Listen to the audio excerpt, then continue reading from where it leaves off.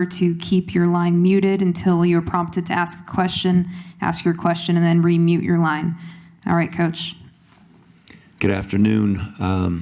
Really excited to be sitting here as the Commander-in-Chief's Trophy champions. That's one of the great things about playing at Army, and for these guys to have this opportunity is to play for that trophy and the pride that comes with securing that trophy.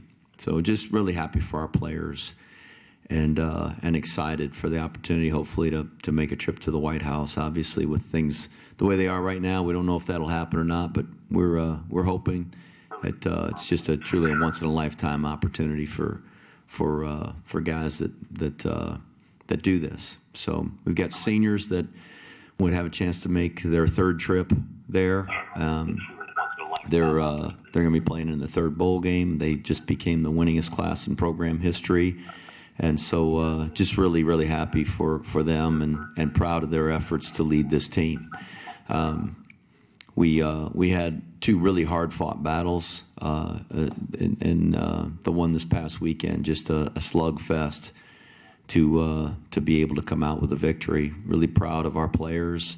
The defense played really well. They had a great drive against us there in the second half and took the lead. And then when we needed the points most, our offense answered the bell and had a great drive and scored on 4th and 1 to win the football game. So it's a great battle, and I think very fitting for this trophy that all three teams fighting so hard to try to win it. We're thrilled for the opportunity to be in the Liberty Bowl. It's a great bowl game.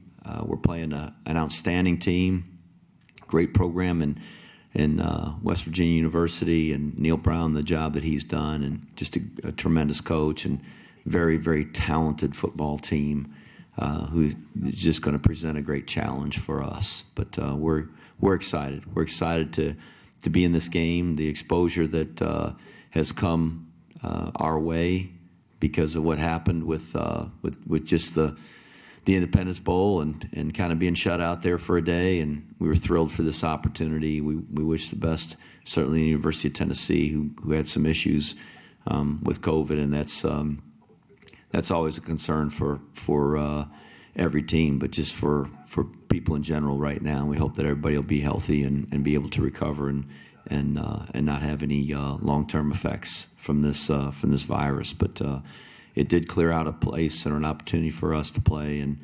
we're honored and privileged to have the opportunity. We're going to try to make the most of it.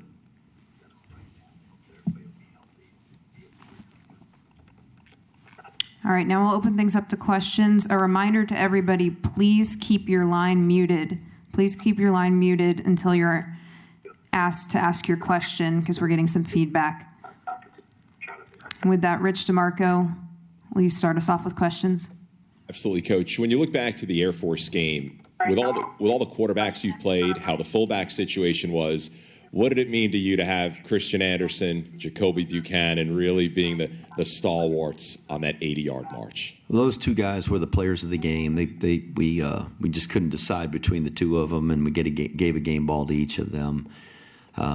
Jacoby, he had to carry the load and was banged up in that series. We pulled him out. We put Riley in there for a play or two, just here and there, and he just soldiered on through it. He really did a great job running the ball for us and played as well as he has all year without the ball. And proud of Christian. Christian started the season as the number one quarterback and then got hurt. Came back in the Tulane game. Didn't have a great game in New Orleans.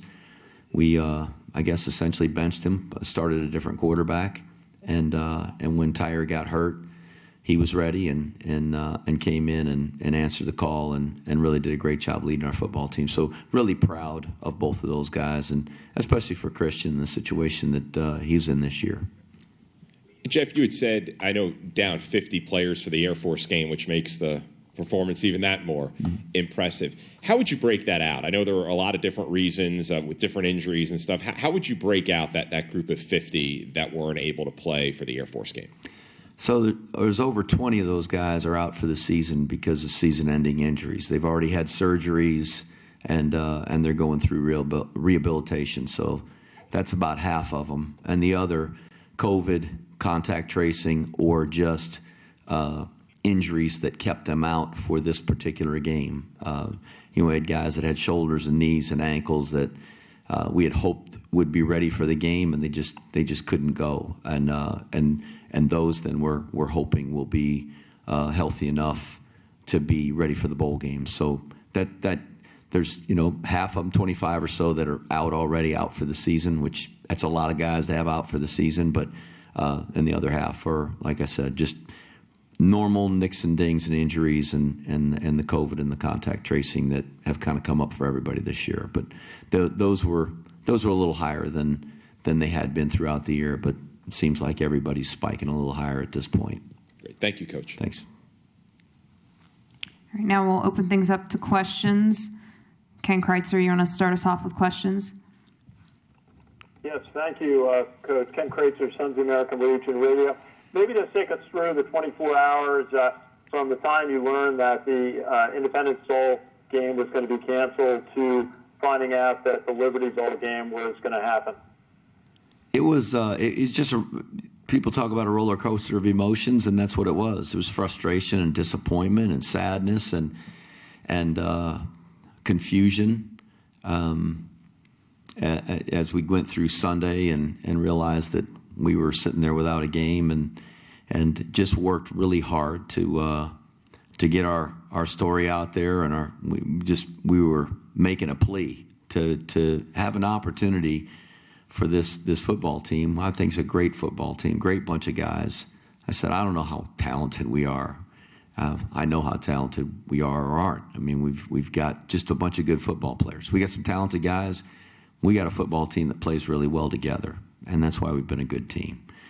But to have a 9-2 football team, I felt like they earned the opportunity to play in a bowl game, and this senior class and how they've led this team and the success that they've had this year, but over the course of their career, I really wanted them to have an opportunity one more time to play together and play in a bowl game. So thanks to Mike Buddy and our ODIA staff, our Army West Point Athletic Association staff, and he worked really hard to just lobby for an opportunity. And as it turned out, things worked out, and we were invited to the Liberty Bowl to play a great West Virginia team, and we're thrilled for that opportunity. So it went from being kind of down in the dumps and not really knowing what was next to have an opportunity to play in really a great football game. Coach, just ask you about your practice schedule. You have 10 days to get ready for the game. It's over Christmas. What does the practice schedule and your travel look like for the Liberty Bowl?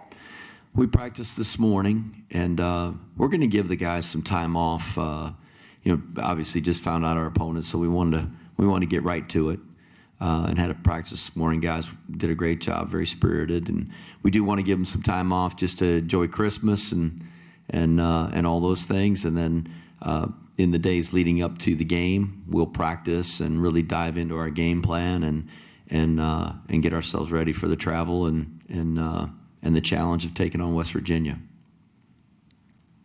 Thank you, Coach. Thanks, Ken. Questions from Charles Grievous. Yes, good afternoon, Coach. With the type of season that you've had and so many players that have contributed to make this 2020 campaign both successful and unique, all wrapped up in one, I'm sure you have so many stories that you can point to, but one really stands out to me, and that is linebacker John Radican and his journey from special teamer / backup for 3 years, now to starter, leading the team in tackles and heading to the Hula Bowl as well. Can you provide us with a Reader's Digest version of John Radican, the ball player, and what he's meant to the defense this season? He's just really had a great year, and it's been fun to see him burst onto the scene with the opportunity that he earned to be the starter. Shield Wood's done a great job coaching him this year, and I think that Nate Woody's really tailored the defense to his strengths, and Eric Smith and the guys on the back end like Broughton and Cunningham and Nolan Cockrell up front. I think he just does a great job of figuring out what calls are best for the personnel that we have and at the right time. And John's done a terrific job of developing over his career to be ready for this moment. Really strong player, quick and fast, and he's worked really, really hard to transform, his senior year in high school body and frame into a big-time college football player, and it's paying off for him and certainly paying off for our team. And by the fourth quarter of the Air Force game, your typical fullback quartet of McCoy, Buchanan, Bernard, and Atkins, you were down to just Jacoby. I know that the bowl game is 9 days away, but do you have a feel relative to the status of the aforementioned trio? I anticipate that all four of them are going to be ready for the game. And Sandon got hurt in the game, as you saw him limp off, and he went back in there for a couple of plays and just didn't have the ability to push off like he did to start the game. So he didn't play anymore, and Jacoby took all those snaps. Jacoby then got banged up and finished the game. Just a great effort on his part and determination to finish it out. I'm glad we had him. And I think all of them will be back and ready to go. So it's a matter of time. We'll see. It's we're not playing for another 9 days, I guess. So we've got some time to get them healthy. Thank you very much. Thanks, Charles. Questions from Ken McMillan. Jeff, looking back on Saturday, what did you learn from your film review from Saturday's win? And how concerned are you about scoring just 25 points in 2 weeks? Learned a lot about our team, as I do every time we watch. There's a lot of things we did really, really well on Saturday. Some things we certainly can do better and improve on. But we were just inches away from really breaking open some big plays on offense, and that was kind of the story of the game. We moved the ball and got it to the other side of the 50, got it down close, and had to settle for a field goal in the first half. But we moved the ball well, and then kind of stalled out when we got down there on their side and got close to the goal line. And give them credit, they were playing off of some blocks, and we didn't sustain some blocks like we needed to. But I thought our guys played really hard and battled really well. And that game and the Academy games that I've been a part of here have not been high-scoring affairs. We certainly haven't scored a lot of points against them. We've had a couple times where they've scored a lot of points against us, unfortunately. But last year's game was 17-13, and the Army-Navy game the year before was 17 to 10. What was it there, Rich? 14-13, 17-10, 21-7. 17-10 my first year here. They've all been close. And when you got two teams running the ball and trying to hog it and keep it away from the other team, we had 3 possessions in the first half. So, the most we could have scored is 21, and I'll give them credit. We got 3. We had a lead at halftime, relinquished it, and found a way to score on our last drive. I think we had 7 possessions in the whole game. So we scored on 2 of them. That's not usually enough, but it was enough on Saturday.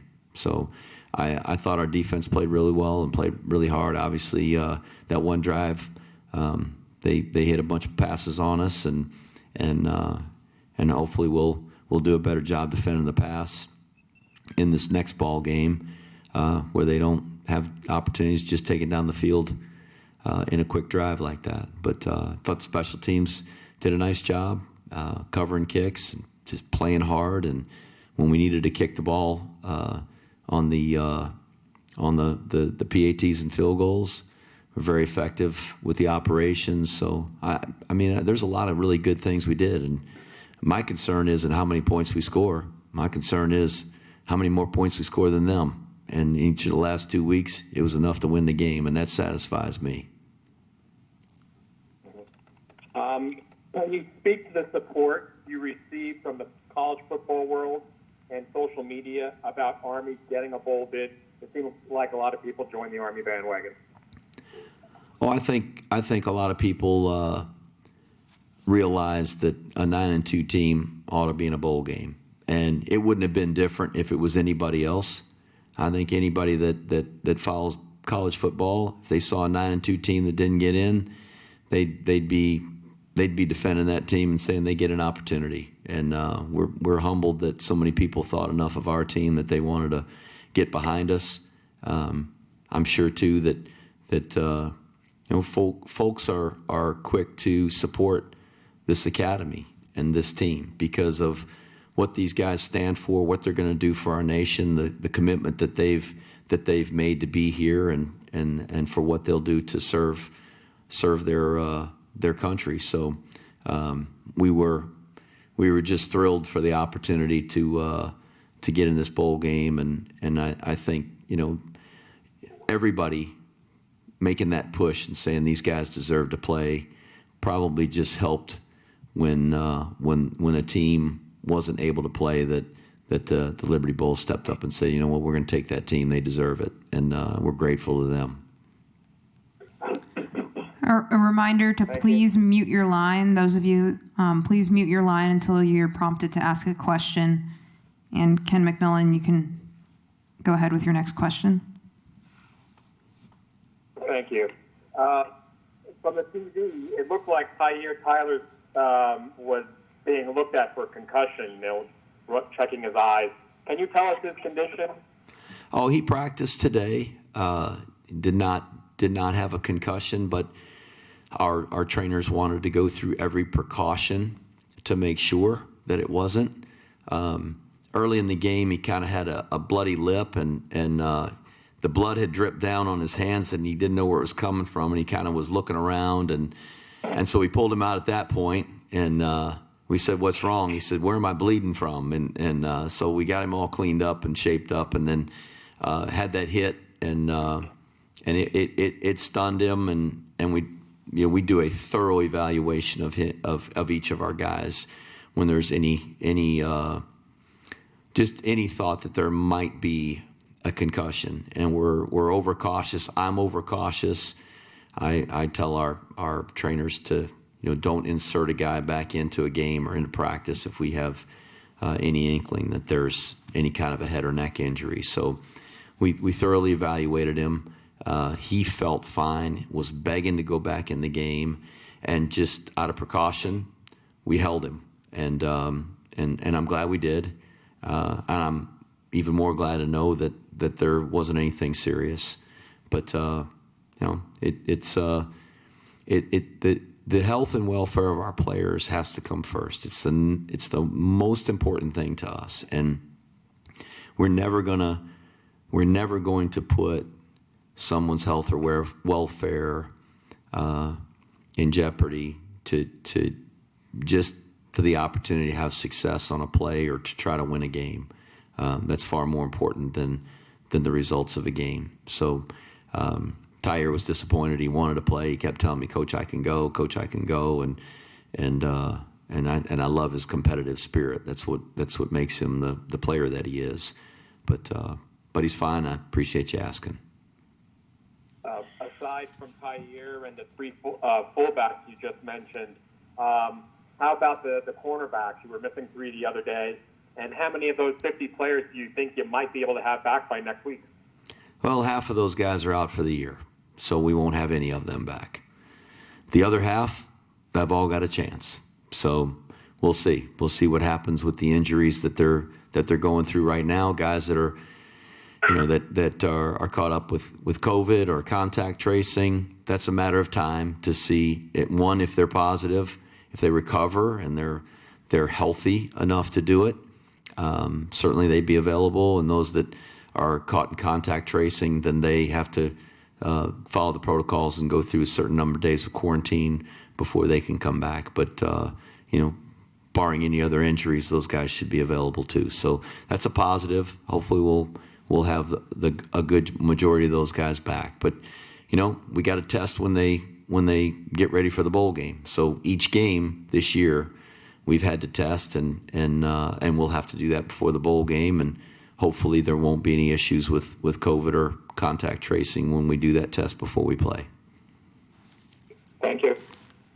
Question from Charles Grievous. Yes, Coach. As you just mentioned, Tyre should be available for the bowl game. And the fact that Christian Anderson stepped up on Saturday, does that provide you with the possibility of utilizing both players under center as part of your game plan? It does, and Cade Ballard's healthy, and we kind of went into the game with the thought that he might play some as well. That the situation didn't call for it, but all of those guys that have played are now pretty much healthy enough to play. Jamel Jones, who had hurt his leg against the Citadel, really those high ankle injuries are they take a long time, and they're frustrating for the athlete and for the training staff who are trying so hard to get him back. But even now he's healthy, and so we anticipate that every one of the quarterbacks that you kind of seen, all the guys that have started, and Maurice, who didn't start a game but has played, those guys we anticipate will all be ready to go for the bowl game. Thank you very much. Question from Ken Kreitzer. Yes, thank you. Coach, just ask you about West Virginia. They come in with wins over the likes of Baylor, Kansas State, and TCU. What do you see? They look like they've got a very strong passing offense. What do you see in West Virginia so far? They are extremely athletic, a fast football team, very well coached, just a very formidable opponent. Really athletic on defense, but they play in a great league, and just the teams you mentioned and the other teams that they play in that league, teams they've beaten in that league, just really impressive football team, and as I said to open the press conference, it is going to be a tremendous challenge for us to have any opportunity to win the game, and I hope our guys will play well enough to even be in position to do that. So we're going to try to get a really good game plan together and get our guys to just play really well in terms of their assignments and fundamentals, and play really hard, and hope that that'll be good enough. Thank you, Coach. Questions from Ken McMillan. Jeff, piggybacking on Ken's question, do you think Coach Woody can devise a plan? And considering the fact that you were missing the three quarterbacks, if you get them back, I'm sure you're in better shape. We'll be in better shape, just at least more comfortable with the guys that we were missing, and we anticipate having them back. Coach Woody will put together a great plan. He always does. He's an outstanding football coach. The plan isn't what's going to win the game. It's going to be the execution of the plan. If we're going to have a chance to win, then our players are going to have to execute. And it's not just assignment and fundamentals. It's performing. It's making plays, tackling guys and getting them to the ground, and when the ball's in the air, making a play on it. All of those things are what really matters. Coach Woody will have those guys positioned. They're going to have to make the plays. And when you play a very talented group of players and a well-coached team, a really outstanding football team, it makes those things that much more difficult. You've mentioned during the season that it's so hard to go from an option team to a traditional, to an option, to a traditional, and that's what you're going through again here. The fact that you are no longer facing option teams, is it so much easier to focus on one specific team, one final go here? Well, if it wasn't West Virginia, maybe. But if you've watched them on TV or watched their film, and you're sitting in my shoes, I don't know that anything's easy. We have played three option teams in a row, though Georgia Southern was different from the other two. Very run-based offenses, and go into a team that really likes to throw it and is really good at it. And Coach Brown does a great job with that offense and his staff and as I said, defensively, just how athletic they are. So no, it doesn't make me feel any better. They're a great opponent. We have got a lot of work to do in a short amount of time, and if we just had a couple of 3 weeks to get ready and maybe play some games of guys that do similar things to them, I'd feel a little better. But it's just going to have to be a lot of heart and a lot of effort, and I hope it'll be good enough. Jeff, you lost Oklahoma early in the year, but now you get another Big 12 team back. How important is it, or exciting, or whatever word you choose, about facing Power 5 teams? It's exciting for our players. They came here to play big-time football against top-level opponents, and I'm glad they're going to have an opportunity to play West Virginia. And we've played a lot of good football teams this year already. And we played an undefeated Cincinnati team who I think has garnered the respect of everyone in the college football world, certainly in the coaching circles. They are a tremendous football team. We just had 2 hard-fought battles against our biggest opponents and had to go to the wire to win the game. Tulane, who's going to a bowl game, Georgia Southern, who's going to a bowl game, UTSA, who's going to a bowl game. I can't remember our schedule now. I mean, but we've played some really good football teams, and we're getting ready to play another one. So our guys came here to play that level of football, and they're excited. And as has been the case since I've been here, and will continue to be, we continue to play Power 5 teams and take on teams from the biggest conferences. I think that's important for Army football, for the history of this program. We've been a part of the college football conversation almost since college football started. And if anybody that looks back in the history can see all of the big name teams that Army has played. And Army was part of that conversation at the very highest level of college football for a long time. So we want to remain relevant on the national scene with the biggest teams, and the way to do that is to play some of those teams. Thanks, Jeff. Thanks, everyone. Happy holidays.